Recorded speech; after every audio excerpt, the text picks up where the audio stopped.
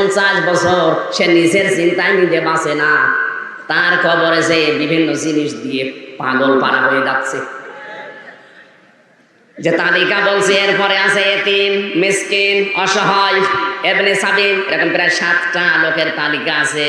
আপনি বলেন তো, মা, বাবা, স্ত্রী, সন্তান, বন্ধু বান্ধব, প্রতিবেশী, এরপরে নিকট আত্মীয় স্বজনের ভেতরে যারা আছে তারা, এরপরে এতিম, মিসকিন, অসহায়, 13টা মানুষের নাম দেখবেন। এই 13টা সিরিয়ালের ভেতরে একটা নামও তো আমি কোনো পীর সাহেবের নাম পালাম না। আপনি কোথায় পেয়েছেন? এজন্য পৃথিবীর ময়দানে কে যদি মা বাবার জন্য খরচ করে, নবীজি বলেন ওই টাকা কিয়ামতের দিন আল্লাহর হিসাব নেবে না। ওটা দান করা, সাদকা করার মতো সওয়াব আপনার আমলনামায় উঠতে থাকবে। বলেন আমিন। এত মহাব্বতের জিনিস মায়ের কথা।